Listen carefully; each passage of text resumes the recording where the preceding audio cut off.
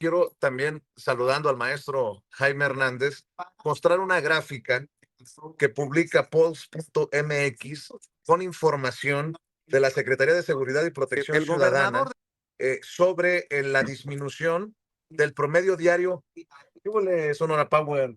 Demián Duarte ya pasó por aquí también. Ha disminuido el promedio diario de homicidios dolosos. ¿Qué pasó, mi querido Demián? Saludando las estrellas. Es todo. Un abrazo. A ver, está claro. Yo creo que Ceci por ahí debe de tener ya la gráfica de cómo disminuye el promedio diario de homicidio doloso. Y hay otra gráfica que mostró Ceci más temprano de lo que dice el Instituto Reuters y la Universidad de Oxford, de los periodistas más influyentes. Nos incluyen a nosotros en la lista, al Chapucero, al Charro Político, a Campechaneando, pero están acaparando esa lista Aristegui, Carmen Aristegui, Carlos Loret de Mola, Joaquín López Dóriga, Ciro Gómez Leiva, etcétera, etcétera, etcétera. Pues dices, con razón, la percepción no va de la mano con los resultados, o los resultados no van de la mano con la percepción, porque la prensa, esa que cayó, todo lo que está diciendo el maestro Paco Cruz en su momento, por órdenes de Genaro García Luna, es la que anda desatada, creando la percepción de que estamos peor que antes. Y no, señoras y señores, no podemos permitir que nos mientan arteramente estos que en algún momento callaron como cómplices. Pero bueno, esa es solamente mi opinión. Mi querido Jaime Hernández ya llegó también, el maestro Jaime Hernández. Te saludamos con mucho gusto, Jaime. ¿Cómo estás? Buenos días. Muy buenos días, caballeros. ¿Cómo están? Querido Paco Cruz, querido Vicente. Aquí, listo. Es que hay un chorro de cosas. Déjame ver si le entras con esto, o déjenme, porque muchas personas me dijeron, no, estás inventando, Vicente Serrano. Ayer que mencioné que el alcalde de Chicago, Brandon Johnson, había pedido a la ONU investigar al gobierno de Donald Trump por medidas abusivas contra los inmigrantes. Bueno, el viernes habló ante el Consejo de los Derechos Humanos de la ONU y le estoy pidiendo a Ceci que me destaque, que nos rescate una parte de este discurso de Brandon Johnson. A ver si la querida Ceci nos muestra el material que le estoy pidiendo.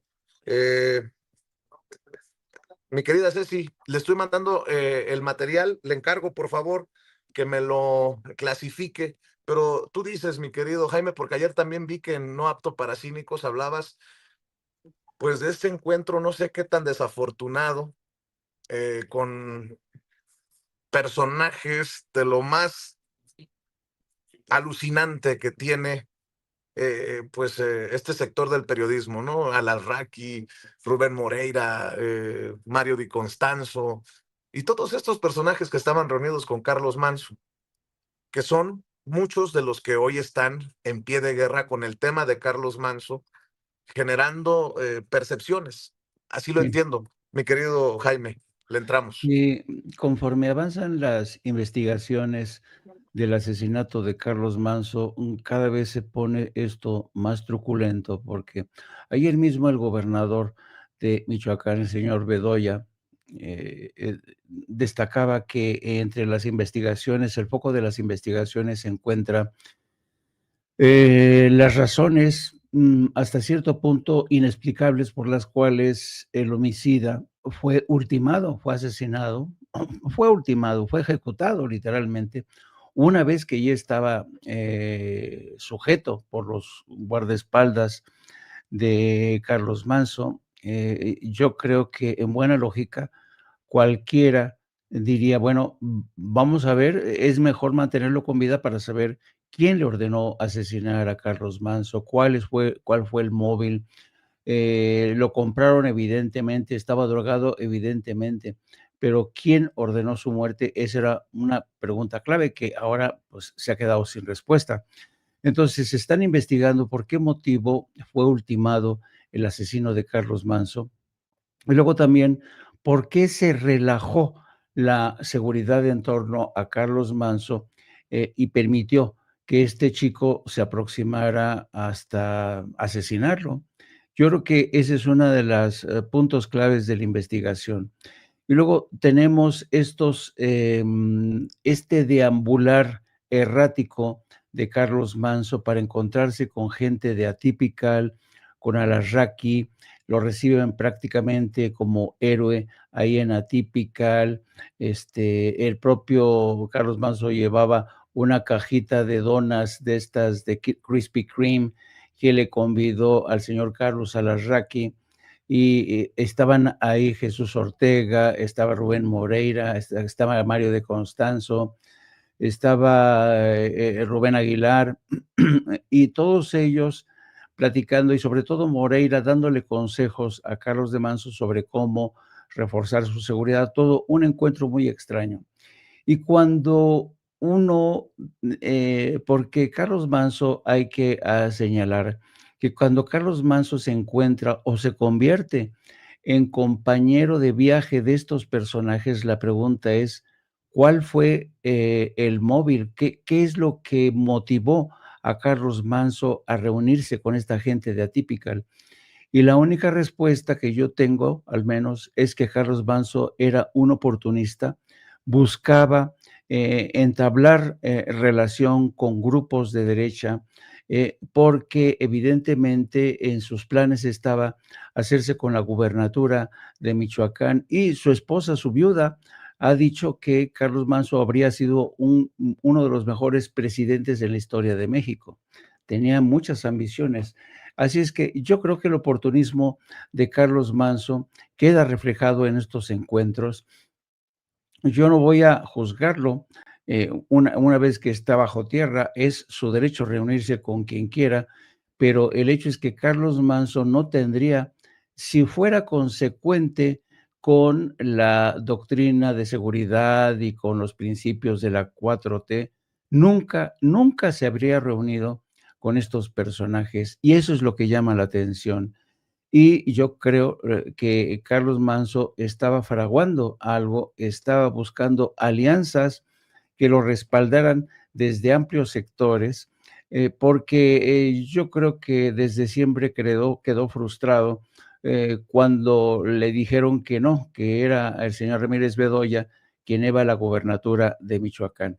Así es que esto lo pinta como un hombre ambicioso, oportunista, y yo no le resto mérito al Carlos Manso, que también enfrentó y era valiente y echó para adelante. No, un hombre no es un hombre es muchos hombres. Tenemos la versión de Carlos Manso, de echado para adelante, valiente, que enfrentaba a los criminales, a los malandros, pero también tenemos al Carlos Manso oportunista, que buscaba abrirse camino con el apoyo de gente realmente deleznable. Pero así es el oportunismo, y el oportunismo y sobre todo la codicia siempre terminan rompiendo la saca, siempre terminan rompiendo la saca, y pues ahí vemos las consecuencias de este hombre que siempre tuvo contactos con gente del PRI, se agarraba de cualquier apoyo para tratar de mantener su posición en Uruapan. Y la pregunta que yo me hago, ¿hasta qué punto Carlos Mazo era más ambicioso que preocupado realmente en por llevar la tranquilidad a su gente? Porque una política de ejecútalos en caliente, lo último que va a hacer es traer paz. Ese tipo de políticas siempre regresan como un boomerang y te cortan la cabeza. Así es que ese es un punto interesante de analizar. Y ahora quiero introducir a la mesa, si se me permite, querido Vicente, un segundo elemento muy interesante. Reforma está publicando en su primera plana una historia interesante. Le estoy siguiendo la pista. Un grupo de congresistas, demócratas y republicanos, pero sobre todo demócratas y republicanos, pero sobre todo de Texas, y entre ellos Henry Cuellar, están pidiendo un panel de arbitraje que analice dentro del contexto del TEMEC eh, la predominancia de Pemex y la Comisión Federal de Electricidad. Es decir, en otras palabras, Henry Cuellar, y aquí hay que citar el antecedente, Henry Cuellar fue el principal instigador de la reforma energética que impulsó Enrique Peña Nieto. Henry Cuellar fue se conoce que Henry Cuellar estuvo viajando durante mucho tiempo, más de 2 años, hacía viajes continuos a Los Pinos, porque ahí lo recibía Enrique Peña Nieto. Henry Cuellar y Enrique Peña Nieto llegaron a tener una relación bastante estrecha, muy estrecha. Henry Cuellar, cuando era candidato Enrique Peña Nieto y fue a la pasarela a Washington a enseñar su cuerpito serrano y decir que él era el candidato de un PRI que ya había cambiado, ya no era el dinosaurio de antes, sino que era un nuevo PRI, el equipo A, ¿se acuerdan? De Enrique Peña Nieto. Llega a Washington y Henry Cuellar le abre las puertas en el Capitolio, y en el Capitolio metafóricamente le alza el brazo y dice ante sus colegas: este es el futuro presidente de México. ¿Por qué? Porque Henry Cuellar contaba con el respaldo. Henry Cuellar es tejano, está muy vinculado a las empresas petroleras, lo mismo que los otros 4 colegas de Texas que están impulsando este panel de arbitraje, porque no les pareció en absoluto los cambios, la modificación a la Constitución que impulsó Andrés Manuel López Obrador y mantiene Claudia Sheinbaum. No les ha parecido en absoluto. ¿Por qué? Pues porque los jodió, porque ellos trabajan para empresas petroleras. Sí, están al servicio del pueblo, se supone, pero, y no es la primera vez que acusan de Henry Cuellar de corrupción. Así es que está muy interesante este tema. Ojalá que desde la Secretaría de Hacienda, Economía y Palacio Nacional le pongan ojo a este intento de Henry Cuellar y Camarilla de introducir un panel de arbitraje en el TEMEC para dar marcha atrás en el predominio de Pemex y la Comisión Federal de Electricidad en el sector energético. Y ahí me detengo, querido amigo. Gracias, mi querido Jaime. Déjame saludar también a Norman Pearl, que ya llegó, ya está listo también para hablar sin censura. Estaba viendo que Máximo Allende, en exclusiva para Subjetivo Noticias, su espacio, Máximo Allende ha documentado cómo, luego de que Javier Alatorre y Ricardo Salinas Pliego posicionaran este tema de los adolescentes en el crimen organizado, de los niños sicarios, de cómo este muchachito de 17 años mató a Carlos Manson.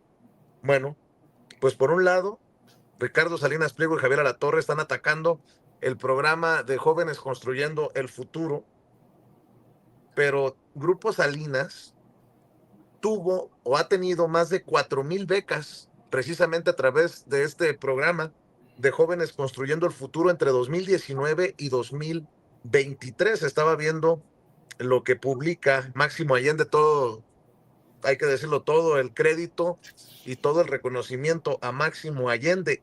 Salinas Pliego tuvo 4,000 becas de Jóvenes Construyendo el Futuro. O sea, Grupo Salinas se ha beneficiado de lo que hoy critica. No, pues qué desgraciados, qué culebras. Bueno, así las cosas, mi querido Norman Pearl, ¿cómo estás? Te saludamos con mucho gusto, buenos días. Hola, ¿qué tal? Buenos días, Vicente, Paco, Jaime y toda la audiencia maravillosa de Sin Censura. A ver si tenemos a Norman, mi querida Ceci. A ver si logramos la conexión. Perdón, con Norman. Entonces yo soy el del problema, perdón. Estoy perdiendo la conexión. Perdón por interrupción, mi querido Norman, adelante. No, no te preocupes. Estaba dándole los buenos días o deseando los buenos días a la audiencia y a ti, Vicente, Jaime y Paco. Pues mira, me llama mucho la atención esta investigación. Es una investigación contundente, devastadora para el Grupo Salinas, como todas las acusaciones que ha venido desarrollando en términos fiscales, en términos económicos, etcétera, etcétera. La circunstancia, primero hay que explicar que Jóvenes Construyendo el Futuro es una beca que da el gobierno para que trabajen en alguna empresa. Esa empresa no tiene que pagar absolutamente nada, sino simplemente al terminar un año, que es el plazo específico que se les da, los contratan o simplemente los dejan ir. Pero beneficiarse con 4,000 becas implica un financiamiento por parte del gobierno para el grupo Salinas. Y hablar de 4,000 personas, de 4,000 jóvenes, pues es hablar de dinero. Yo creo que Salinas siempre ha buscado beneficiarse de los gobiernos sucesivos sin poner nada a cambio. Entonces, estos ataques que hace sobre los niños sicarios, pues tú lo dices muy bien, son incongruentes porque justamente el propósito de fondo de Jóvenes Construyendo el Futuro es alejarlos del crimen organizado, alejarlos de la posibilidad de ser contratados o enganchados por estos criminales y que ellos puedan decidir su vida en función de un trabajo serio, de un trabajo honesto. Qué tristeza, una tristeza más con respecto al grupo Salinas, que bueno, ahorita está acorralado por donde quiera, se hunde y se hunde de una manera estrepitosa, pero se hunde por sus conductas, se hunde porque el mercado existía para poder sobrevivir de una manera justa, pero por ejemplo, hablar de Electra es hablar de explotación. Lo vimos inclusive cuando la pandemia, que los obligaban a ir a trabajar a pesar de estar en ese nivel de riesgo, inclusive muchos enfermos.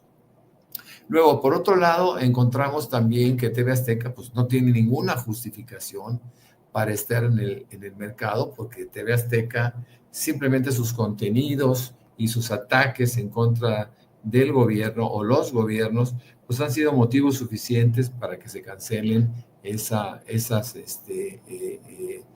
autorizaciones, por decirlo folclóricamente, de la cual disfrutan.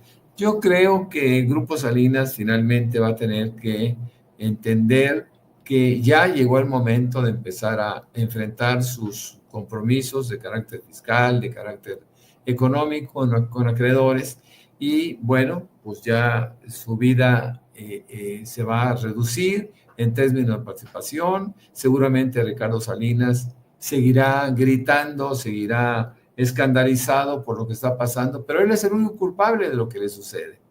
Así que bueno, fíjense que ayer justamente hacíamos una reflexión con respecto a esa reunión de Alarraqui que tuviera con Carlos Manso.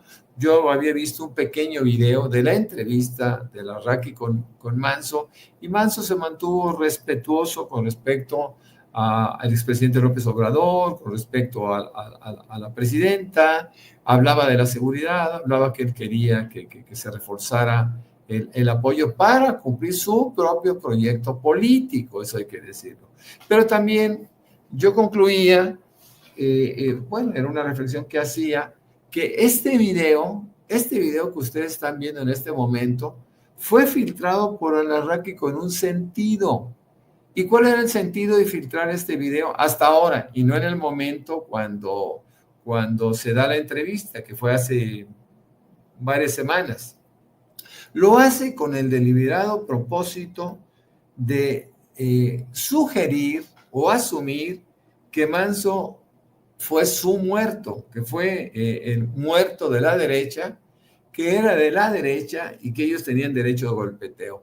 Estos son de las conclusiones que lamentablemente tenemos que sacar, porque es muy deliberado la filtración del video en un momento oportuno para decir, este era nuestro hombre y mataron a nuestro hombre y la derecha es un mártir de la derecha, etc. Nada más alejado de la realidad. Efectivamente, como lo dice el maestro Jaime Hernández, yo coincido, he estado coincidiendo en ese sentido, que Carlos Manso pues, era un hombre muy ambicioso, que efectivamente estaba buscando el apoyo por parte de la derecha, porque él de independiente tenía muy poquito. Él ganó ciertamente su candidatura como presidente municipal y ayudó a que se ganara una diputación federal y una diputación local por su popularidad. Eso es cierto, pero también no hay que negar que él está, y esto es la evidencia, que él estaba buscando el apoyo de la derecha. Él sabía que iba a llegar, que la única posibilidad de llegar y de competir, por ejemplo, en la gubernatura de Michoacán contra Morena, tendría que ser con el apoyo del resto de los partidos. Y eso significaba una empresa bastante complicada, porque Morena es terriblemente fuerte en Michoacán, Probablemente cualquier candidato, lo vimos cuando quitan a Morón como candidato y lo sustituyen por Ramírez Bedoya, ya que el INE en una jugada lo dio de baja a Morón. Morón era el candidato favorito. Ramírez Bedoya fue el suplente y aún así ganó con mucha facilidad, porque Morena tiene mucha presencia, la izquierda tiene una presencia antigua en Michoacán, y yo creo que la reacción del pueblo pues siempre es en apoyo. Ahora que se difunde este video, pues es un video que Alarraqui no calculó. Alarraqui, y me imagino que Claudio X González y todo el grupo de derecha no calcularon que tendría un efecto, un doble efecto, ¿no? El primero es, ellos quisieron mostrar que era su hombre y por lo tanto su muerto. Y por otro lado, nosotros entendemos que este video también de alguna forma denuncia pues que había que Carlos Manzo no era tan independiente como él mismo quiso hacerlo saber. Su esposa la veo con posibilidades políticas muy bajas, nulas diría yo, porque no tiene ni el carisma, ni el discurso, ni la credibilidad que debe de tener un candidato cuando pretende ascender en términos políticos, mi querido Vicente, Paco y Jaime.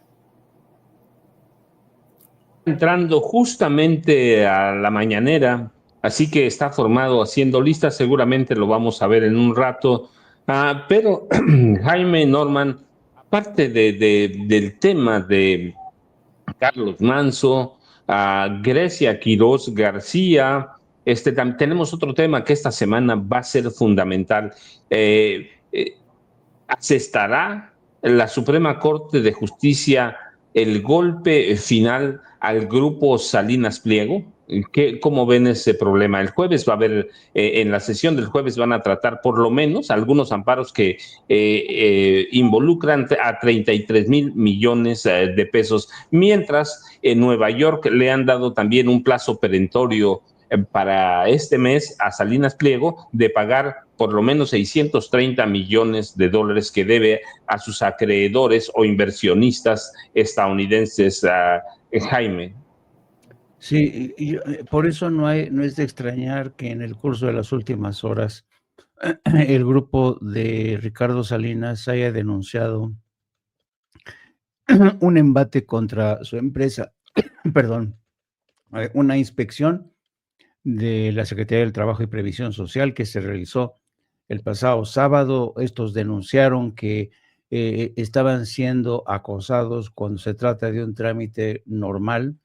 Ayer mismo la Secretaría del Trabajo y Previsión Social desmintió que esta incursión para hacer una inspección tuviera algo de irregular o ilegal, pero pues como Ricardo Salinas Pliego ya le teme al lobo, sabe que ahora sí ya le vio las orejas al lobo, sabe que ya Hacienda y ya pues tiene ahí listo todo el expediente junto con el SAT para obligarlo a pagar, y falta solamente el pronunciamiento de la Suprema Corte, que este jueves podría emitir una primera fallo, una primera resolución. Yo creo que en este primer lote que van a revisar los magistrados hay un cúmulo de deudas bastante considerable. No son los 74,000 o 78,000, pero sí es más de la mitad de lo que debe este señor, y por eso mismo está lanzando un popurrí de retórica victimista, diciendo que el Estado va contra él, que los zurdos de mierda, que él es un capitalista convencido de que el esfuerzo personal que le ha costado, y poniéndose como ejemplo, casi como mártir de la ultraderecha, invocando a los jóvenes, diciendo no se dejen jóvenes. Ayer escribía una columna en el Universal. Dios mío, qué cursi columna, diciendo que él quería convertirse en un buen ancestro, poniendo el ejemplo a las nuevas generaciones de cómo se tendría que defender, ¿no? Vergüenza le debería de dar de todo el historial de crímenes y ilegalidades que le permitieron acumular una de las fortunas más considerables en México. Ricardo Salinas no es un libre pensador, no es un empresario neto, no, es una criatura del denominado capitalismo de compadres que se benefició de su relación con el poder judicial, el poder político. Durante mucho tiempo se convirtió en un tipo que manejaba sus marionetas a su conveniencia. Quizá la marioneta más conocida, más protagónica, es Lili Téllez, a quien viene utilizando desde hace ya casi medio siglo. ¿Cómo le ha sacado provecho a esta marioneta? La utilizó en aquella confrontación contra el PRD en la Ciudad de México, atacando al fiscal de entonces, Samuel del Villar, esta mujer señalando, victimizándose, diciendo que Samuel del Villar le estaba atacando, que la querían asesinar, cuando el trasfondo de todo eso era el intento por ocultar la investigación del Estado contra carteles que habían asesinado a Paco Stanley. Y todo esto lo quiso revolver esta mujer junto con su patrón para tratar de estigmatizar al gobierno en aquel entonces del PRD, para vincularlo con el crimen organizado. Desde entonces, el juego de Ricardo Salinas es estigmatizar a los gobiernos que se oponen a sus malos manejos, a su negativa a pagar impuestos. Los presenta como gobiernos comunistas, como zurdos de mierda, que no hacen más que exigirle el cumplimiento de sus obligaciones como ciudadano. Y yo creo que desconocemos cuáles son los planes del gobierno. Evidentemente, el gobierno de Claudia Sheinbaum no va a mostrar sus cartas. No sabemos si en los planes está la intervención de TV Azteca, no sabemos si también está la intervención de Electra. Ha habido mucha rumorología en este sentido, sobre todo de algunos columnistas, diciendo que el gobierno de Claudia Sheinbaum ya tiene todo preparado para intervenir Televisión Azteca, para intervenir Eléctrica, que incluso ya tiene a quienes le va a entregar cada empresa. O sea, insisto, pura rumorología. Y esto ha puesto muy nervioso a Ricardo Salinas, que por otro lado, como bien señalabas, querido amigo, también está arrinconado en Estados Unidos, porque le están exigiendo que por favor cumpla con sus obligaciones, con sus acreedores. Así es que la suerte ya está echada. Ricardo Salinas se queda con menos espacio para maniobrar y menos tiempo. Y no estoy seguro que, a pesar de lanzar a su cuadrilla de seguidores como el señor, el que se parece a Nicolás Maduro, diciendo que esto es un atentado contra la libertad de expresión, contra toda esta gente, los súbditos, los acólitos que mantiene ahí en su programación Ricardo Salinas, no lo van a salvar en esta ocasión de la quema ante el SAT. Va a tener que pagar, que sí o sí. Don Francisco se quedó congelado. El maestro Paco Cruz. ¿Qué vamos a hacer, Norman? ¿No lo habrán abducido los extraterrestres al maestro Paco Cruz? Se quedó así como... Sí, se quedó congelado. Y mira que donde está ahorita, en tierra caliente, estamos hablando de que está a 30 grados a la sombra, ¿eh? Sí, ese congelamiento es atípico, es raro, ¿no? Sí, a mí, fíjate que ya ves que nos ha presumido que tiene un mango, que da muchos mangos. Un árbol de mango. Yo sí. estoy enterado que mandó poner una antena súper sofisticada en ese mango. Yo no sé cómo le sigue mal funcionando la señal desde su paraíso. Hay que recordar que el maestro Paco Cruz está retirado en su palacio invernal, apurando los últimos capítulos de su obra, de su última obra. Qué trabajo tan más. Yo nada más imaginar los amaneceres del maestro Paco Cruz, que se toma un cafecito y se concentra en esa hoja en blanco para seguir con un capítulo más. Digo, ay Dios, santo cielo, eso de escribir de verdad es una labor titánica. Bueno, pero sigamos adelante, querido Norman. Fíjate que estábamos revisando ayer esta historia de cómo la investigación en torno al caso de Carlos Manso como que tiene nuevas aristas, ¿no? Y es exactamente lo que ocurrió hace 31 años con el famoso segundo tirador que ha sido detenido en Tijuana, 31 años después, y a pesar de la denuncia del expresidente Andrés Manuel López Obrador, hubo una inacción evidente del aparato judicial y no ha sido sino hasta que se renovó el Poder Judicial, hasta que se emite una orden de detención. Evidentemente, quienes le estuvieron poniendo la pierna encima al Poder Judicial, evidentemente, tiene un nombre, se llama Carlos Salinas de Gortari. ¿Qué opinas de esta detención y en qué puede terminar? Bueno, esta detención era obligatoria, ¿no? Total parece que la no detención era no un fallo, era un acto deliberado por parte de la Procuraduría en su momento para liberar más que a Jorge Antonio Sánchez Ortega, a sus patrocinadores, ¿no? Que quizá podría haber llegado hasta el presidente en su momento, Carlos Salinas de Gortari. Se tardaron mucho. El expresidente López Obrador lo dijo en enero de 2024, estableció que la Fiscalía estaba tratando de emitir una orden de aprehensión, bueno, de buscar una orden de aprehensión a través del Poder Judicial, pero el Poder Judicial se lo negó, y se lo negaba porque finalmente eran uno mismo. Acuérdense a la señora Piña, como ella era por Peña Nieto, y obedecía evidentemente a presidencias priistas que establecían una condición de comportamiento político, ¿no? Y ella simplemente siguió bajo la tutela de los mismos hombres del poder político de aquella época, y se plegó, por supuesto, a la decisión de no detener a este hombre. Yo creo que su detención nos va a dar luz en muchos sentidos.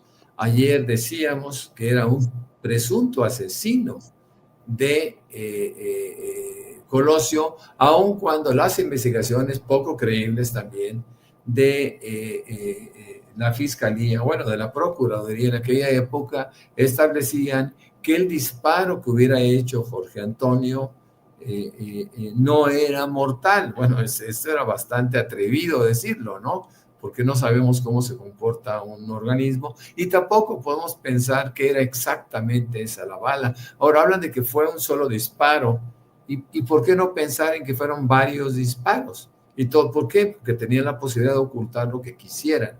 Entonces yo creo que esta detención de un individuo que estaba con su chamarra hace 31 años, una chamarra blanca, manchada de sangre del ex candidato Colosio, que también tenía en sus manos residuos de pólvora, lo cual sugería que había accionado un arma de fuego. En fin, todo esto fue de alguna manera minimizado por la Procuraduría, y recuerden que es Genaro García Luna, quien es su director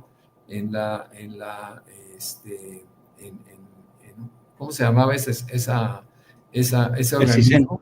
El CISEN, que por cierto citan que tenía apenas 25 años y era su director de CISEN. Tuvo padrinos políticos muy importantes para un crecimiento. Imagínate un joven de 25 años como su director del CISEN.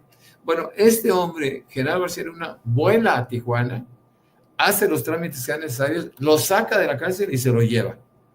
Y se lo lleva a la Ciudad de México, y después entiendo que fue reasignado en Sinaloa en una posición importante.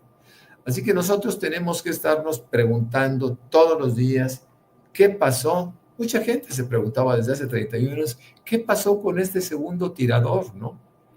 ¿Fue realmente el asesino? ¿Fueron sus balas las que cegaron la vida del candidato? ¿O tenemos que pensar que fue Aburto, quien Aburto siempre negó? Claro, antes en la primera fase de torturas aceptó que no había sido, pero después lo negó.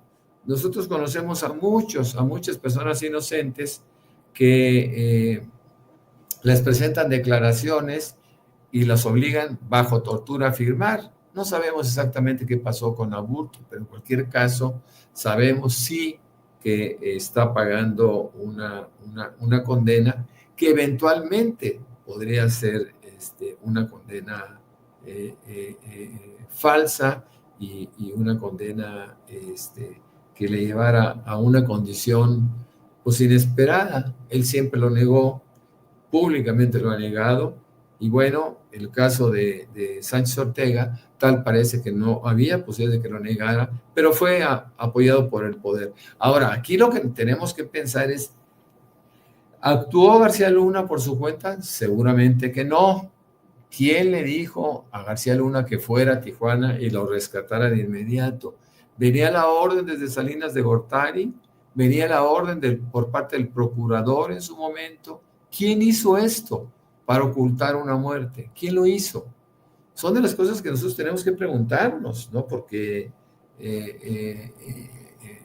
no podemos seguir ignorando las realidades. Lo mismo tenemos que preguntarnos con respecto al asesinato de este joven de 7 años, Víctor Manuel Ubaldo Vidales, quien previamente asesinara a Carlos Manzo, y a pesar de estar controlado, de estar en una condición ¿cómo se le llama?, de indefensión, fue asesinado. Eso se tiene que conocer, porque no es posible que nosotros sigamos pensando que fue un asesino solitario. Bueno, sabemos que se acompañaba por otro muchacho de 19 años y que teóricamente fueron contratados por alguna persona ligada al cártel Jalisco Nueva Generación. Todo eso se tiene que aclarar. Yo creo que aquí se derrumban algunas hipótesis en cuanto, porque hay un vuelco, hay un cambio dramático con las hipótesis de que no tenían ninguna relación con la escolta de 8 hombres que estaban en ese instante a un lado de Carlos Manzo, y que uno de ellos fue quien lo mató de un solo balazo. Eso es muy grave. Norman, creo que ahí tenemos. Vicente, ¿cómo estás? Ya estás adentro de Palacio Nacional, del Salón Tesorería. Primera fila, mi querido Paco, ya estamos listos para, si así lo decide la presidenta, hacer nuestros planteamientos para comentar los temas que creemos relevantes. Y bueno, uno de esos temas es lo que mencionaba, querido Paco, Jaime, Norman, las declaraciones, la petición, la solicitud del alcalde de Chicago para que el Consejo, el Grupo de Derechos Humanos de la ONU, investigue y sancione al gobierno de Donald Trump por la violencia y las actividades de ICE. No sé si ya vieron y escucharon las declaraciones de Brandon Johnson. No, yo al menos no, la verdad todavía no. Vamos a verlos y escucharlos. Creo que Ceci ya tiene listas las declaraciones del viernes del alcalde de Chicago, que confirma lo que le hemos venido diciendo a la presidenta, que estos operativos están incrementando en violencia contra la comunidad inmigrante, la comunidad mexicana, y que están fuera de todos los parámetros de derechos humanos. Vamos a ver y escuchar. All on this council to hold the federal government of the United States to the same standards of accountability you apply elsewhere in the world. No country should be above international law. Human rights are universal, or they are meaningless. Chicago has long been a part of this struggle. I invite the UN's independent experts to visit Chicago to witness both our challenges and our progress firsthand. And I urge the Human Rights Council to consider additional measures of accountability, including a special session to examine the worsening human rights crisis in the United States. Pues ahí está. Por eso hemos insistido nosotros en saber cuántos casos de presuntas violaciones de derechos humanos se tienen documentadas por parte del gobierno que encabeza la presidenta Claudia Sheinbaum Pardo, porque el alcalde de Chicago habla de una crisis de derechos humanos generada por estos operativos de ICE en momentos en que siguen los encapuchados en vehículos no identificados haciendo estos rondines y haciendo estos arrestos, y existe este documento del FBI pidiendo a ICE que identifique a sus elementos, porque cada vez hay más casos de personas impostoras que se hacen pasar por elementos de las autoridades migratorias para cometer fechorías, maestros. Pues yo insisto que no hay país que más viole los derechos humanos, no ahora, históricamente, que Estados Unidos, pero yo digo, ¿quién le va a decir algo a Estados Unidos, Norman? Jaime, ¿quién le va a decir? Le tocaba a Jaime, ¿quién le va a decir algo a Estados Unidos? A Donald Trump. Pues en cualquier caso es importante este pronunciamiento, porque además ya ayer lo mencionábamos, existe una causa ante un juzgado o ante una corte en Illinois, donde la jueza se ha declarado impactada por la forma en que ICE ha mentido, ha maltratado a los inmigrantes, y sobre todo ha habido acusaciones de que, por ejemplo, el principal responsable de ICE en esa ciudad incluso ha mentido, ha dicho que lo han apedreado cuando no es cierto. Y esta decisión de este funcionario de ICE de mentirle a una jueza ya lo metió en problemas, con lo cual esta jueza está convencido que el historial de ICE en Chicago es uno de los más lamentables, es ilegal, se ha convertido en una campaña oscura, que aquí tenemos como la jueza de distrito, Sarah Ellis, dice que los agentes están usando fuerza excesiva contra los manifestantes, y también en este pronunciamiento de la jueza, que dice que estas acciones impactan la conciencia, acusa a la gente de ICE de estar mintiendo, en el sentido, dicen que los están agrediendo los inmigrantes, pero los inmigrantes no agreden a los agentes de ICE, son las víctimas, no los victimarios. Pero este es el relato que quiere vender la Casa Blanca, y por eso también es importante que el alcalde de Illinois, de Chicago, que desde mi punto de vista se ha convertido en punta de lanza de una campaña en defensa de los derechos de los inmigrantes, está haciendo un trabajo realmente contra viento y marea. Es realmente honorable el trabajo de este alcalde que defiende a nuestros migrantes, y yo creo que esto sí que puede traer consecuencias a la larga, no solamente desde el frente de la ONU, como bien dice el maestro Paco Cruz, que le importa un carajo a la administración Trump, pero sí desde una jueza que puede determinar acciones ilegales de ICE. Jaime, antes de que llegue la presidenta, ¿a dónde te escuchamos? Ya sabe, de 2 a... Ayer terminaste al cuarto para las 4. En No Apto para Cínicos, Jaime. Sí, Estoy revisando, Jaime. A partir de las 14 horas, ahí los espero en No Apto para Cínicos. Hoy vamos a seguirle la pista a esta forma tan extraña en que los demócratas claudicaron ante los republicanos para reabrir el gobierno. Es interesante. Y también vamos a seguir hablando de este intento de este grupo de congresistas demócratas y republicanos para obligar al gobierno de México a que, obligar, mejor dicho, a los tres gobiernos a reabrir un panel de arbitraje para revisar qué pasa con Petróleos Mexicanos y qué pasa con la Comisión Federal de Electricidad. Es un intento de las grandes corporaciones por dar marcha atrás en muchos de los cambios, incluso constitucionales, que introdujo Andrés Manuel López Obrador, para que Estados Unidos vuelva a poner sus garras sobre la industria petrolera y la industria eléctrica. De eso vamos a hablar. Ahí los espero a partir de las 14 horas.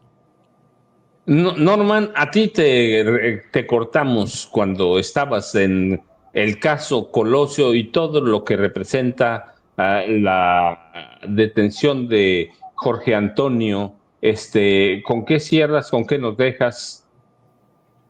Bueno, me llama la atención, ya al margen del tema de Colosio, que seguramente pronto conoceremos mucho más de la evolución que tendrá seguramente este proceso en contra de Jorge Antonio Sánchez Ortega.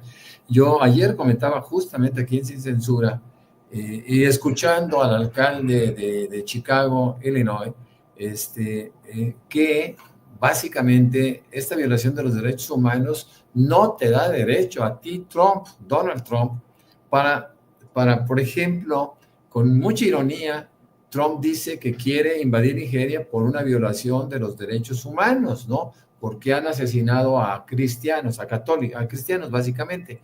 Pero bueno, él no sabe muchas cosas, entre otras que han sido básicamente musulmanes a quienes han asesinado estos grupos terroristas que operan en Nigeria.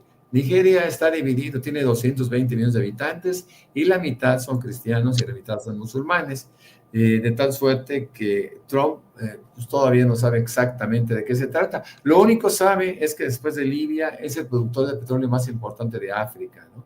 Y creo que eso es lo que lo mueve.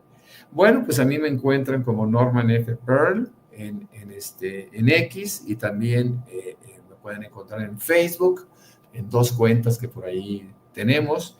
Y claro, de 7 a 9 de la noche tengo el gusto, tengo el privilegio de compartir este espacio. Es de 7 a 9 de la noche con Norman Pearl. Basta que se metan al canal Norman Pearl TV y con eso, de 7 a 9 de la noche, de lunes a viernes, podremos vernos. Que tengan muy buen día. Saludos, amigos. También, muchas gracias.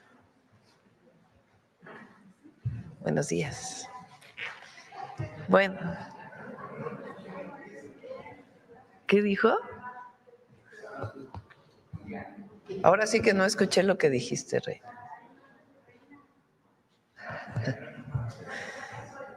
Bueno, el día de hoy me acompañan, gracias. Siéntense, por favor. Rosa Isela Rodríguez, secretaria de Gobernación. Omar García Harfuch, secretario